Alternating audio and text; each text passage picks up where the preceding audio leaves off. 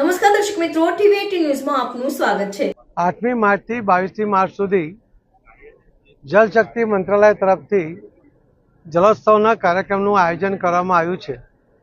એની શરૂઆત આજે ગણદેવી વિધાનસભામાંથી રેજ ગામમાંથી શરૂ કરવામાં આવી છે અને આજે મહિલા દિન નિમિત્તે પણ ખૂબ મોટી સંખ્યામાં જે મહિલાઓ પણ એકત્રિત થઈ હતી એમને મહિલા દિનની શુભેચ્છા સાથે જળ સંચય માટે આપણે શું કરવું જોઈએ, જલની બચત માટે શું કરવું જોઈએ, રેન વોટર હાર્વેસ્ટિંગ માટેની અલગ અલગ ડિઝાઇનો માટેની સમજ પણ બહેનોને આપી, પાણીનો દુરુપયોગ અટકે એના માટેની પણ વાત એમની સાથે કરી।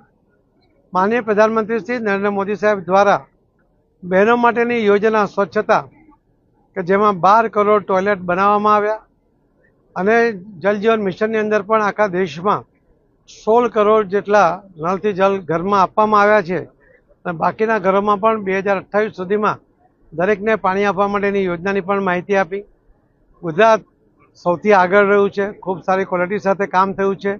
માનનીય મુખ્યમંત્રી શ્રી ભૂપેન્દ્રભાઈ પટેલ એમના દ્વારા પણ જલ સંચય માટેની બધા જ કલેક્ટરો સાથેની મિટિંગમાં લગભગ 4000 કરોડ રૂપિયા એમના ગયા 20 તારીખે બાકી હતા એ રોજ 1000 કરોડ રૂપિયા રોજ 100 કરોડ રૂપિયા વાપરે તો પણ 40 દિવસમાં 4000 કરોડ રૂપિયા વાપરી શકાય એ પ્રકારની એ આખી વ્યવસ્થા અમને મુખ્યમંત્રીશ્રીએ પણ કરી છે।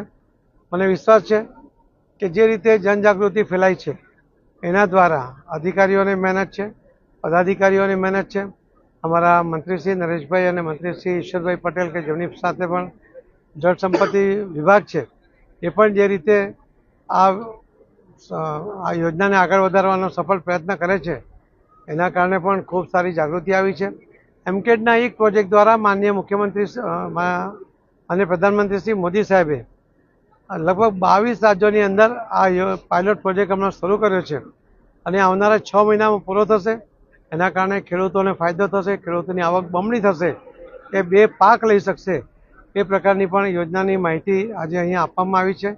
આવનારા દિવસોમાં 31 મે સુધીમાં જ નવસારી સંસદીય મત વિસ્તારની અંદરના દરેક ગામના જેટલા ખેડૂતો છે એ ખેડૂતો પોતાના ખેતરમાં ઓછામાં ઓછું એક સ્ટ્રક્ચર બનાવે, એમાં એમને સાધનો સાથેની મદદ કરવા માટેની પણ વ્યવસ્થા અહીંયા ઊભી કરી છે।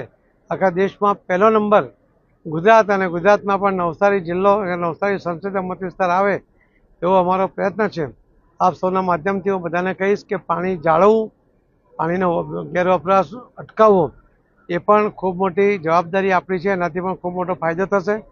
અમે પ્રાથમિક શાળાના બાળકોને પણ આ જળ સંચય માટેની ટેવ હમણાંથી પડે એના માટે નોટબુકની અંદર પણ 4 પેજ છાપીને એમાં નાખીને જોડીને આપ્યા છે। એના કારણે બાળકોને પણ અવેરનેસ આવશે એવો અમને વિશ્વાસ છે અને જે રીતે પાણીની તકલીફ હતી નવસારી જિલ્લામાં આજે પાણીની તકલીફ ઘણી બધી દૂર થઈ છે। આવનારા દિવસોમાં જે પણ બાકી છે એ પણ દૂર થશે એવો અમને વિશ્વાસ છે।